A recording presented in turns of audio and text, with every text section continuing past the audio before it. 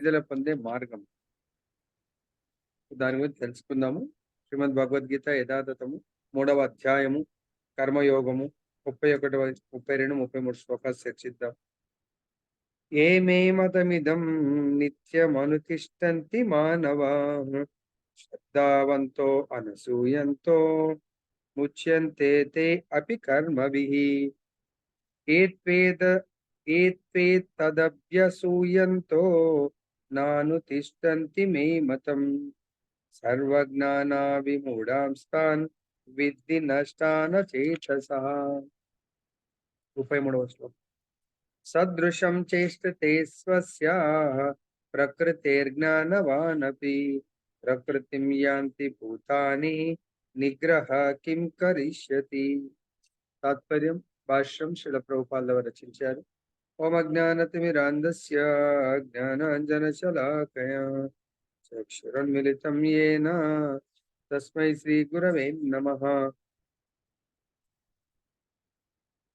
నమో ఓం విష్ణుపాదాయ కృష్ణప్రేష్ఠాయ భూతలే శ్రీమతే భక్తి స్వరూప దామోదర స్వామినితి నామినే.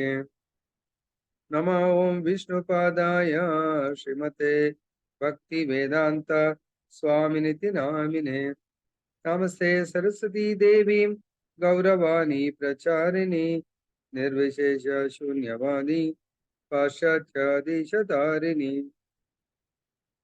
జయ శ్రీ కృష్ణ చైతన్య ప్రభు నిత్యానంద శ్రీ అద్వైత గదాధర శ్రీవాసది గౌర భక్త వృంద.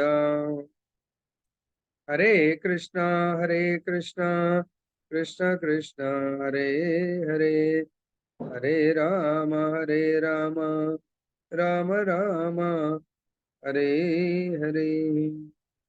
जय बोलो ग्रंथराज श्रीमद् भगवद गीता की जय. श्री श्री राधा रमन लाल की जय.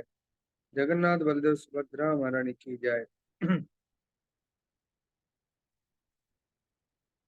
गौरनाथ भगवान की जय. जगत गुरु श्री प्रभुपाद की जय. श्री श्रीपाद गुरु महाराज की जय. समावेत भक्त वृंद की जय.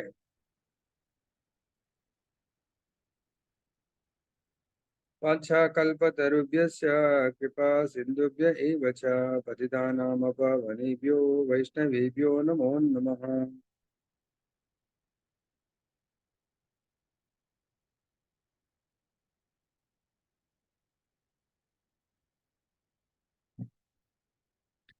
రోజు మనము భగవంతుడి యొక్క మాయా బంధం నుంచి ఏ విధంగా మనం విడుదల కాగలమనేది చూద్దాము. ముఖ్యంగా భగవంతుడికి మాయ అన్నప్పుడు 2 రకాల మాయలు ఉంటాయి భగవంతుడివి. ఒకటి మహామాయ, 2 యోగమాయ. సో భగవంతుడి యొక్క ఈ మాయా శక్తులతోనే ఒకటి ఆధ్యాత్మిక ప్రపంచము, రెండవది భౌతిక ప్రపంచము. 2 ప్రపంచాలు నడుస్తూ ఉంటాయి. ఈ 2 ప్రపంచాలని భగవంతుడు ఈ మాయకు అతీతుడు.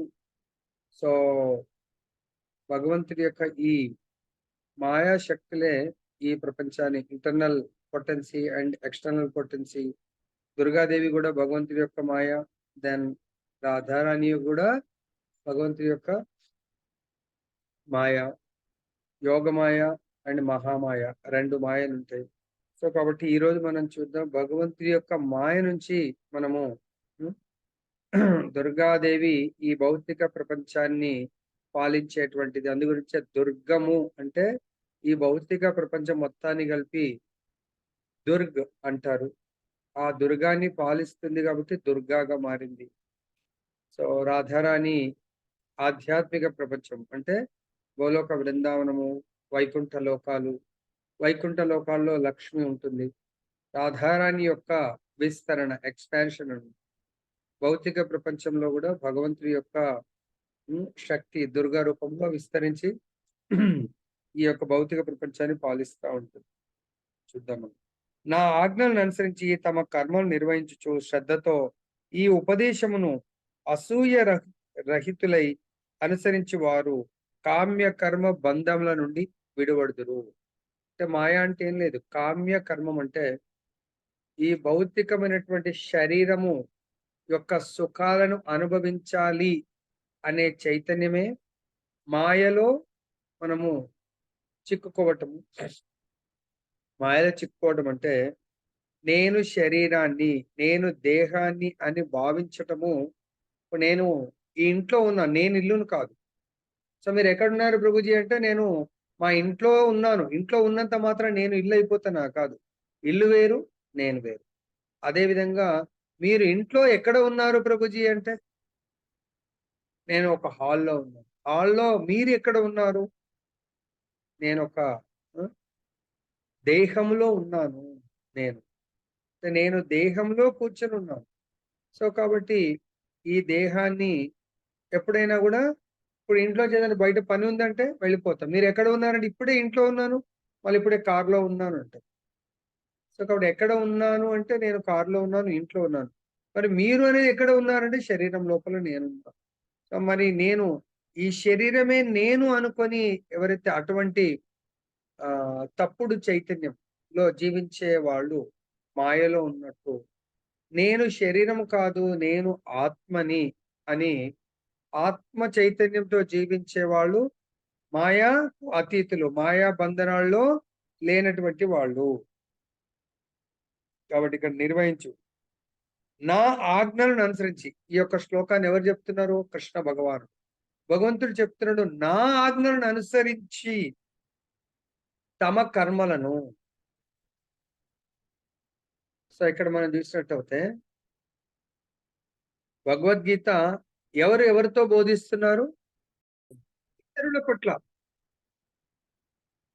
దేవతల పట్ల అసూయ ఉంది మీకు. ప్రతి ఒక్కరి పట్ల అసూయ ఉంది. ఈర్ష్య, అహంకారం ఉంది మీకు. హ్మ్. సో కాబట్టి మనందరం గూడా మన లోపల గూడా వింటున్నాము. కానీ ఇతరుల పట్ల ఎవరైనా మంచిగా పాడితే వాళ్ళ పట్ల అసూయ. ఎవరైనా బాగా చెప్తే వాళ్ళ పట్ల అసూయ ఉంటుంది. సో ఎవరైనా బాగా చదివితే అలా ఎవరైనా బాగుపడుతున్నారంటే అసూయ మనం వ్యక్తపరుస్తా ఉంటాం. అసూయ రహితులై అనుసరించువారు కామ్య కర్మ బంధముల నుండి విడువడుదురు. సో కాబట్టి ఇతరుల పట్ల మనకు అసూయ లేనటువంటి, అసూయ రహితమైనటువంటి మనము కర్మలు, అది కూడా భగవత్ ప్రీత్యర్థం కర్మలు చేయాలి. అలా అనుసరించేవాడు కామ్య కర్మ బంధములు అంటే కామము. నేను కామం అంటే ఏం లేదు. చాలా మటుకు కామం అంటే మైథున సుఖం అనుకుంటారు. కాదు. ఇంద్రియ తృప్తిని పొందడం కొరకే జీవించే వాడిని అటువంటి కర్మలు చేసేవాడిని కామ్య కర్మలు అంటారు. కాబట్టి కామ్య కర్మలు మనం చెయ్యాలి ఇక్కడ. కర్మలు. కామ్య కర్మ అంటే ఇంద్రియ తృప్తి కొరకు కర్మలు చేయకూడదు. మనం కర్మ చెయ్యకుండా ఎవ్వడూ జీవించలేడు. తప్పకుండా కర్మలు చేయవలసిందే. కానీ ఆ కర్మలు భగవత్ ఆదేశాల ప్రకారం చేయాలి కర్మలు. మరి ఆ భగవత్ ఆదేశాలను పాటిస్తూ ఈ 6 శత్రురహితమైనటువంటి జీవితాన్ని మనం గడపాలి. అప్పుడు మాత్రమే మనం ఈ కామ్య కర్మ బంధములు, ఈ శరీర కర్మ బంధం నుండి విడబడగలుగుతాము. శరీరము యొక్క కర్మలే మనకు మాయలో బంధిస్తాయి. నెక్స్ట్ శ్రీకృష్ణ భగవాని ఆదేశము సర్వ వైదిక విజ్ఞాన సారమగుటచే ఎట్టి వాదములకు తావు లేకుండా సంపూర్ణ శాశ్వత సత్యమై ఉన్నది. ఫస్ట్ థింగ్ మనకు భగవద్గీత వినేటప్పుడు మనకు ఎంతో కొంత విశ్వాసం ఉండాలి. దేని పట్ల? భగవద్గీత వచనాల పట్ల, కృష్ణుడి పట్ల, కృష్ణుడి యొక్క బోధకుడి పట్ల. ఈరోజు ఒక లెక్చర్ వింటున్నాను. ముఖ్యంగా మనకు హరి, గురు, వైష్ణవుల పట్ల మనకు సదభిప్రాయం ఉండాలా, విశ్వాసం ఉండాలా, సేవాభావం ఉండాలి. అప్పుడే మనకు భగవంతుడి ఆదేశాలను పాటిస్తూ మనము ఎటువంటి అసత్య వచనాలకు ప్రలోభపడం మనము. కాబట్టి సంపూర్ణ శాశ్వత సత్యాన్ని భగవద్ వచనాల ద్వారా మనము గ్రహించగలుగుతాం. ఎందుకు? భగవంతుడి వచనాలు సర్వ వైదిక విజ్ఞానము భగవంతుడి యొక్క ఆదేశం. అందు గురించే మనకు 15.15 కూడా మనకి ఏం చెప్తారు? What is the 15.15? నేను సర్వుల హృదయంలో నిలిచి ఉన్నాను. ఒకరి లోపల ఉన్నారు, ఒకరి లోపల లేదు కాదు. 84 లక్షల జీవకోటి టోటల్. 84 లక్షల జీవుల యందు హృదయంలో ఉన్నాను. కాబట్టి నా నుండి స్మృతి. మన నుండి స్మృతి రావట్లేదు. అది భగవంతుడి నుంచి స్మృతి, జ్ఞానము, మరుపు అనేవి కలుగుతున్నది. సో కాబట్టి ఇక్కడ ఈ జ్ఞానము, వైదిక జ్ఞానము, నేనే సమస్త వేదముల ద్వారా తెలియదగిన వాడను. ఈ వైదిక శాస్త్రాల ద్వారా, అంటే వేదాలలో ఇంకా వేరే దేవతల గురించి కూడా ఉంది వివరణ, పురాణాలలో వేరే దేవతల గురించి ఉంది. వైదిక జ్ఞానం అంటే మొత్తం అన్ని శాస్త్రాలు, పురాణాలు, ఉపనిషత్తులు, వేదాలు, వీటన్నిటి యొక్క శాస్త్ర జ్ఞానము ద్వారా తెలియదగిన వాడు విష్ణు హరకృష్ణ. తర్వాత ఎందుకు వీటన్నిటి యొక్క రచయిత ఎవరు? వేదాంత కర్త ఎవరు? వేదవ్యాసుల వారు, వ్యాస భగవాన్. తర్వాత ఈ ఈ రచనల ద్వారా తెలియదగిన వాడను నేనే అని భగవంతుడు మనకి ఇక్కడ చెప్తున్నాడు. సర్వ వైదిక విజ్ఞాన సారమే భగవంతుడి బోధనలు. కనుకనే మానవుడు శ్రీకృష్ణ భగవానుడి పట్ల అసూయను విడిచి అతని ఆదేశములందు దృఢ విశ్వాసమును కలిగి ఉండవలను. కాబట్టి భగవంతుడి పట్ల అసూయ మనకు ప్రతి లీలలో చూస్తూ ఉంటాము. ప్రతి యుగంలో, సత్యయుగంలో భగవంతుడి పట్ల అసూయ ఎవరికి ఉంటుంది? Who are the persons they are opposing Krishna, భగవంతుడికి వ్యతిరేకంగా ఉంటారు. ఎవరు వాళ్ళు? సత్యయుగంలో ఎవరు? అర్థమైందా? కాబట్టి ఇక్కడ భగవంతుడు ఏమంటున్నాడు? అసూయని విడిచి, భగవంతుడి పట్ల అసూయను విడిచి అతని ఆదేశములందు దృఢ విశ్వాసం కలిగి ఉండవలను. సత్యయుగంలో హిరణ్యాక్ష, హిరణ్య కశ్యపు వీళ్ళిద్దరూ భగవంతుడి పట్ల అసూయ, భగవద్ ఆదేశాలు పాటించరు. కానీ ప్రహ్లాదుడు భగవంతుడి పట్ల ఆయన ఈ 6 శత్రువుల్ని సంహరించాడు. కేవలము భగవంతుడి ప్రీత్యర్థమే జీవిస్తూ ఉంటాడు. భగవంతుడి ఆదేశానుసారము కర్మల్ని నిర్వహిస్తూ ఉంటాడు. భగవంతుడి పట్ల అచంచలమైనటువంటి దృఢ విశ్వాసం ఉండడం వలనే వాళ్ళ తండ్రి గారు పెట్టిన ప్రతి శిక్షను ఆనందంగా అనుభవిస్తాడు. ఏ రోజు కూడా నా తండ్రిని ద్వేషించలేదు, తల్లిని ద్వేషించలేదు, చుట్టుపక్కల రాక్షసుని ద్వేషించలేదు, ఆ కొరడాలతో కొడుతున్న పనిష్మెంట్ ఇస్తున్న ఎవరిని ద్వేషించేందుకు ద్వేషం అనేది ఆయన లోపల లేదు. క్రోధం లేదు, ద్వేషం లేదు, ఈర్ష్య ఏమీ లేవు ఆయన లోపల. ఏమని లేనప్పుడు ఎలా వస్తుంది? కాబట్టి అది ఎక్స్ప్రెస్ అవ్వట్లేదు. ఇప్పుడు సపోజ్ నాది ఓ పాజిటివ్ అనుకోండి, నేను 10 సార్లు టెస్ట్ చేయించినా ఓ పాజిటివ్ వస్తుంది, ఓ నెగిటివ్ రాదు. ఈవెన్ ఏబిసి ఇంకేమీ రావు. నా లోపల ఏముంది అదే వస్తుంది. కాబట్టి ఇక్కడ కొన్నిసార్లు గుణాలు మన లోపల మారుతాయి డ్యూ టు సాంగత్యము. కానీ ఆయన ఎవరి సాంగత్యం తీసుకున్నారు? పుట్టక ముందే నారదముని సాంగత్యం తీసుకున్నారు. పుట్టిన తర్వాత గర్భంలోనే నారదముని భగవంతుణ్ణి, నామరూప భగవంతుని ఇచ్చేశాడు. కాబట్టి తల్లి గర్భంలోంచి రాగానే భగవంతుని యొక్క నిత్య సాంగత్యము నామం ద్వారా తీసుకుంటున్నారు. ఇంకా ఆయన విశుద్ధ సత్వంలో జీవిస్తా ఉన్నారు ప్రహ్లాదుడు. అదేవిధంగా త్రేతాయుగంలో, సో పూర్వకాలము ఈ అసూయ, ఈర్ష్య, రాక్షసులు వేరే లోకంలో ఉండేవాళ్ళు. రాక్షసులు, తర్వాత దేవతలు, మనుషులు వేరే లోకంలో ఉండేవాళ్ళు. కానీ త్రేతాయుగం వచ్చేసరికి రాక్షసులు, మానవులు ఒకే లోకంలో, కంట్రీ వేరైపోయింది. వేరు వేరు దేశాల్లో నివసిస్తా ఉన్నారు. రామచంద్రుడు వచ్చి వేరే దేశం అంటే రాక్షసులను, తర్వాత మానవులను సముద్రం విడగొట్టింది. సముద్రం అవతల వాళ్ళు ఉండేవాళ్ళు, సముద్రంతో మానవులు ఉండేవాళ్ళు. అంటే సమ్ డివిజన్ ఉండేది. అదేవిధంగా కంట్రీ చేంజ్. ద్వాపరయుగం వచ్చేసరికి రాక్షసులు, తర్వాత మామూలు అంటే మానవులు, ఒక ధార్మికమైనటువంటి మానవులు ఒకే దేశంలో నివసిస్తున్నారు.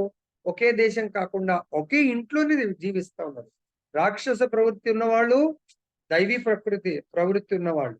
పాండవులు వాళ్ళు దేవతా స్వభావులు, కౌరవులంతా కూడా రాక్షస ప్రవృత్తి, అసుర ప్రవృత్తి ఉన్నవాళ్ళు.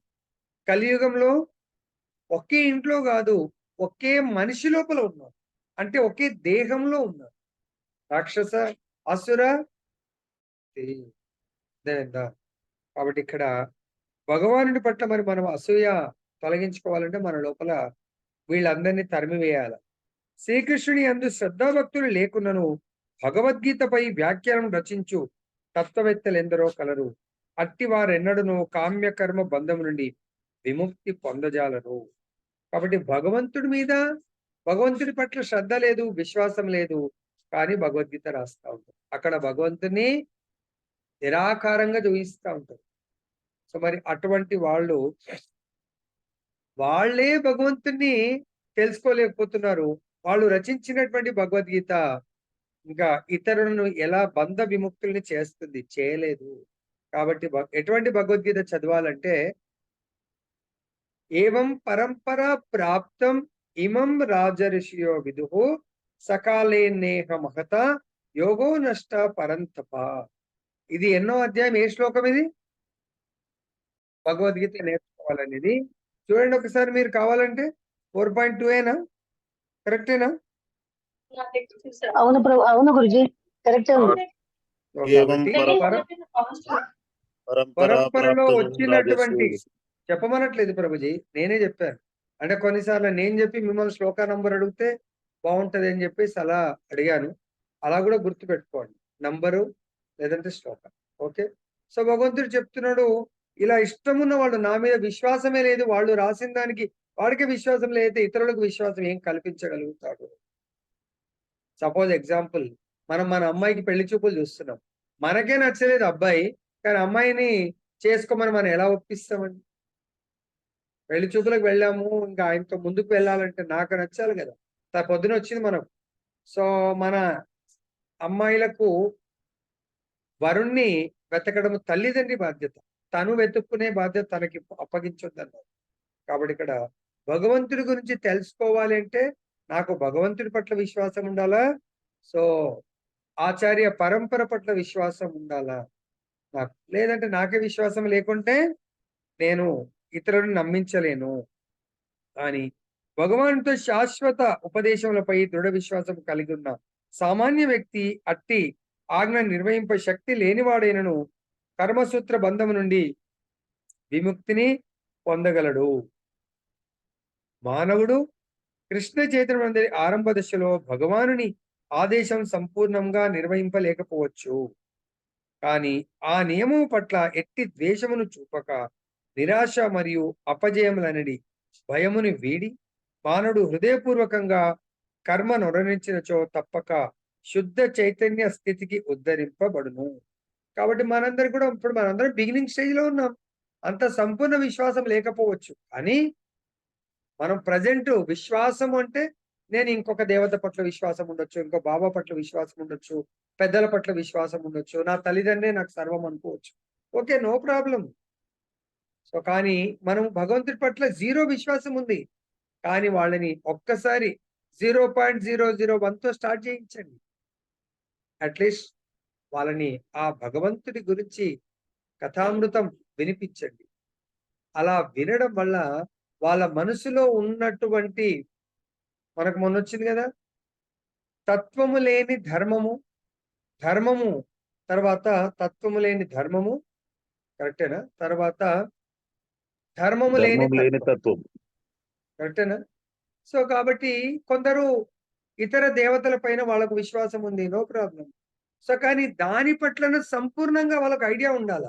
సపోజ్ నేను ఇంద్రుని పూజ చేస్తే నాకేమొస్తుంది, సూర్యుని పూజ చేస్తే ఏమొస్తుంది, ఇంకా అమ్మవారిని పూజ చేస్తే ఏమొస్తుంది, ఆ పూజ విధానం తెలుసుకోవాలి. ఓకే, నాకు భగవద్గీత ప్రకారము భగవంతుడు చెప్తున్నాడు, ఏ దేవతని పూజ చేస్తే ఏం జరుగుతుంది, నన్ను పూజ చేస్తే ఏం జరుగుతుంది. ఇది భగవద్గీతలో ఏ శ్లోకము, తర్వాత ఎన్నో అధ్యాయము, ఏ శ్లోకం అది ఎవరు చెప్పగలుగుతారు? ఇక్కడ భగవంతుడు ఏమన్నాడు, మానవుడు కృష్ణ చైతన్య ఆరంభ దశలో భగవానుని ఆదేశం సంపూర్ణంగా నిర్వహింపలేకపోవచ్చు. మనం భగవంతుడి అన్ని ఆదేశాలు నిర్వహిస్తలేము, కొన్నింటిని.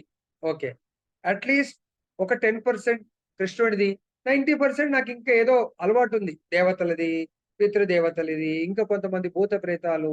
Okay, no problem. కానీ ఇక్కడ భగవంతుడు సంపూర్ణంగా నిర్వహించలేకపోవచ్చు.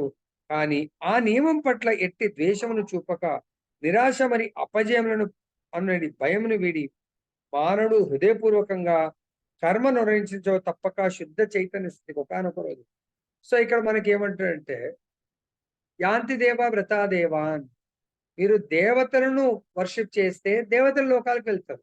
సూర్యుని పూజ చేస్తే సూర్యలోకము, చంద్రుని పూజ చేస్తే చంద్రలోకము, ఇంద్రుడిని పూజ చేస్తే స్వర్గలోకము, అలా ప్రతి దేవతకు ఒక లోకం ఉంటుంది, అక్కడికి వెళ్తారు.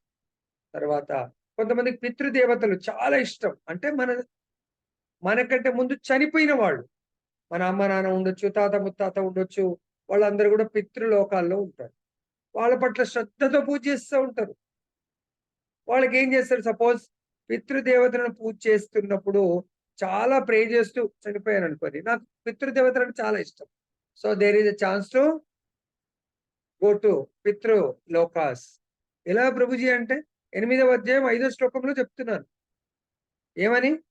8వ అధ్యాయం భగవద్గీత 8వ అధ్యాయం 5వ శ్లోకం 6వ శ్లోకాల్లో చెప్తున్నారు. అంత్యకాలేచ మామేవ స్మరణ ముక్త కలేబరం య ప్రయాతి సమద్భావం యాతి నాతి అస్త సంశయం. అంత్యకాలంలో మీరు ఎవరిని చూస్తూ ఎటువంటి స్మరణ చేస్తూ చనిపోతే ఆ భావము, ఒకవేళ నన్ను స్మరిస్తూ చనిపోతే నా భావాన్ని మీరు పొందుతారు అంటుంది. కాబట్టి అది కృష్ణ భక్తులు, అది రిస్క్ ఉంటుంది. సో ఓకే, కొత్తలో ఉన్నోళ్ళు ఓకే, పితృదేవతను పూజ చేస్తే పితృలోకాలు, భూత ప్రేతాలను పూజ చేస్తే వాళ్ళ లోకాలకు చేరుకుంటారు. కానీ ఎవరైతే నన్ను సేవిస్తే నా లోకానికి వస్తారు. దీనికి ఇంకా కంటిన్యూషన్ భగవంతుడు చెప్తున్నాడు. సరే ఏమైతుంది ప్రభుజీ, మీరు కృష్ణలోకం పొంది నేను పూజ చేసే దేవతల లోకాలు స్వర్గలోకం వెళ్తాను Prabhuji, what is the loss? లేకుంటే నాకు అమ్మ నాన్న చాలా ఇష్టం, మా అమ్మ నాన్న లేరు, వాళ్ళ దగ్గరికి వెళ్ళిపోతా అనుకుంటున్నాను, వాట్ ఈస్ ద లాస్?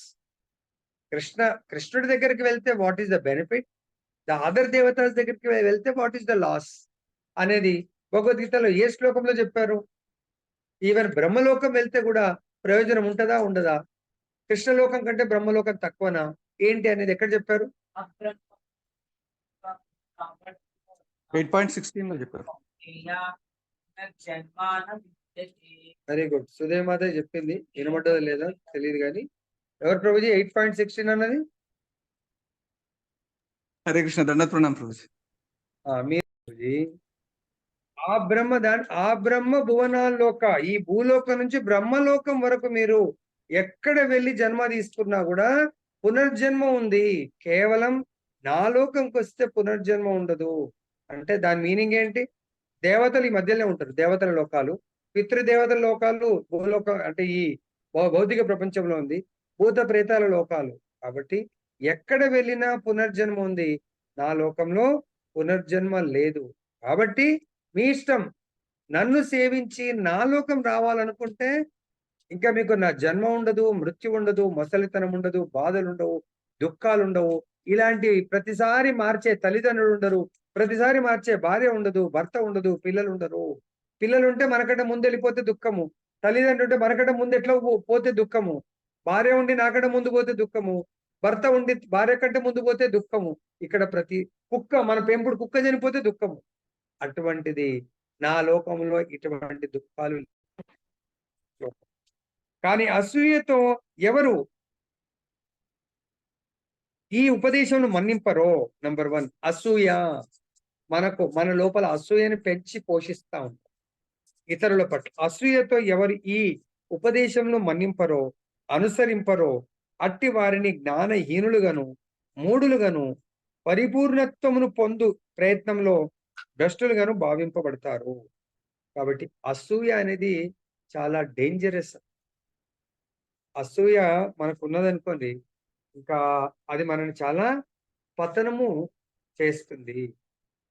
దుర్యోధనుడికి ఒంటి నిండా భీముడి పట్ల అసూయ, వాడి నరాల్లో కూడా భీముడి పట్ల అసూయ ఉంది. కాబట్టి చిన్నప్పుడే విషమిచ్చి చంపాలని చూస్తారు, పెరిగిన తర్వాత లాక్షగృహంలో చంపాలని చూస్తారు. అర్థమైందా? ఎందుకు? వాడికి నేను చనిపోతే నన్ను చంపేది ఒక్క భీముడే, కాబట్టి భీముడిని లేకుండా చేస్తే బాగుంటుందని అనుకుంటా ఉంటాడు.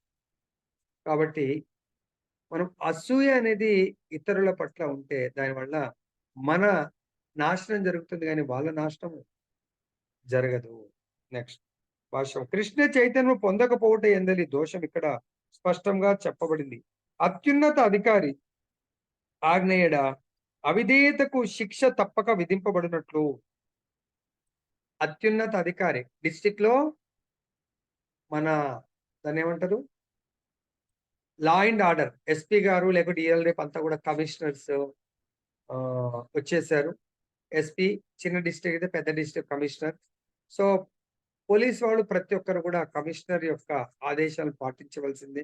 స్టేట్ మొత్తం అంటే డీజీపీ గారి ఆదేశాలు పాటించాలా, పాటించినట్టయితే పనిష్మెంట్ దొరుకుతుంది. సో అదే విధంగా మనకి ఇక్కడ దేవాదేవుడైన శ్రీకృష్ణుని ఆజ్ఞయడ అవిధేయత కూడా శిక్ష తప్పనిసరిగా విధింపబడుతుంది. ఎట్లయితే స్టేట్ కు డీజీపీ గారు ఆయన ఆజ్ఞలను ధిక్కరించినటువంటి లోయర్ స్టాఫ్ పైన ఎట్లయితే శిక్ష విధిస్తాడో, ఈ భౌతిక ప్రపంచం మొత్తానికి కూడా అధినాయకుడు, నియంత, యజమాని కృష్ణ భగవానుడు కాబట్టి భగవంతుడి ఆజ్ఞలను ఎవరైతే ఉల్లంఘిస్తారో తప్పక పనిష్మెంట్. మనం పోలీస్ వాళ్ళు, ట్రాఫిక్ పోలీస్ వాళ్ళు చాలా ఆంక్షలు విధిస్తూ ఉంటారు. మన మన మంచి గురించే. సిగ్నల్ రెడ్ సిగ్నల్ ఉంటే దాటితే చలాన్ వేస్తారు, హెల్మెట్ లేకుంటే చలాన్ వేస్తారు, ట్రిపుల్ రైడింగ్ చలాన్ వేస్తారు. సో అది వేసినప్పుడు చూద్దామంటే ఆల్రెడీ ఈరోజు టెక్నాలజీ పెరిగిపోయింది. ఫోటో తీస్తారు, ముందు వెళ్ళిన తర్వాత చలాన్ పడుతూ ఉంటుంది. సార్ అది ఎట్లా సార్ చలాన్ అంటే చూపిస్తారు, ఈ ఫోటో అలా దగ్గర నువ్వు ఇలా జరిగింది, నో పార్కింగ్ చలాన్ పడుతూ ఉంటుంది. అలానే భగవంతుడి యొక్క ఈ ప్రకృతి నియమాలను ఎవరైతే ఉల్లంఘిస్తారో వాళ్ళకి తప్పకుండా శిక్ష పడుతుంది. అట్టి అవిధేయుడైన మానవుడు ఎంతటి గొప్పవాడైనను రిక్త హృదయుడగుటచే తన ఆత్మను గూర్చియు పరబ్రహ్మమును అంటే పరమాత్మ దేవాదేవుని గూర్చియు జ్ఞానరహితుడై ఉండును. కనుకనే అతడు జీవిత పరిపూర్ణతను పొందుటకు అవకాశమే లేదు. భగవంతుడి పట్ల, భగవంతుడి భక్తుల పట్ల, భగవంతుడి ప్రతినిధి పట్ల ఎవరైతే అసూయ ఉంటున్నారో వాళ్లకు తప్పకుండా శిక్ష విధింపబడుతుంది. ఈ అసూయ గురించి మనం లేట్ స్టార్ట్ చేసాం కాబట్టి ఇంకొక 10 నిమిషాలు ఓపిక పట్టండి, కంప్లీట్ చేద్దాము. సో చాలా అద్భుతంగా 2-3 లీలలు మనం చర్చించబోతున్నాము, మాయ గురించి, అసూయ గురించి. సో ఎవరికైతే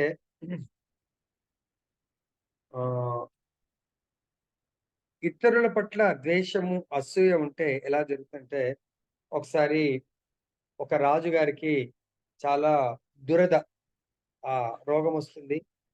ఎంతమంది డాక్టర్ దగ్గరికి వెళ్ళినా తగ్గదన్నాడు. అయితే ఆయనకు కూడా గురువు గారు ఉంటారు. గురువు గారి దగ్గరికి వెళ్ళి ఆశీర్వాదం తీసుకోవడానికి వెళ్ళినప్పుడు గురువు గారు, రాజా మీరు ఎలా ఉన్నారంటే, అన్ని బాగున్నాయి కానీ నా ఆరోగ్యమే బాగాలేదు గురువు గారు, ఏమైందంటే ఇలా మొత్తం దురద అంతా, ఒళ్ళంతా దురద వస్తుంది, తగ్గట్లేదు అంటే గురువు గారు చెప్తారు, నువ్వేం చేయంటే ఈ భర్త చనిపోయిన వాళ్ళని ఏమంటారు, వితంతువుల వాళ్ళ కొరకు ఎట్లయితే ఓల్డ్ ఏజ్ హోమ్ ఉంటుందో వాళ్ళందరికీ ఒక సదుపాయం ఉండడానికి నివాస యోగ్యంగా సదుపాయం కల్పించండి అని చెప్తారు. సరే గురువు గారు అని చెప్పేసి కల్పిస్తాడు. ఆయన భర్తలు చనిపోయిన వాళ్ళందరికీ కూడా ఇంట్లో రెస్పెక్ట్ ఉండదు, సొసైటీలో రెస్పెక్ట్ ఉండదు. పూర్వకాలం ఇలా మళ్ళీ ఇమ్మీడియట్ గా మ్యారేజ్ చేసుకునే వాళ్ళు కాదు, అలానే ఉండిపోయేవాళ్ళు. సో వాళ్ళందరికీ ఒక దగ్గర నివాస యోగ్యం కల్పించి మంచిగా చేస్తారు. అప్పుడప్పుడు రాజుగారు వచ్చి ఎలా ఉంది చూడ్డానికి వస్తే, గురూజీ గురూజీ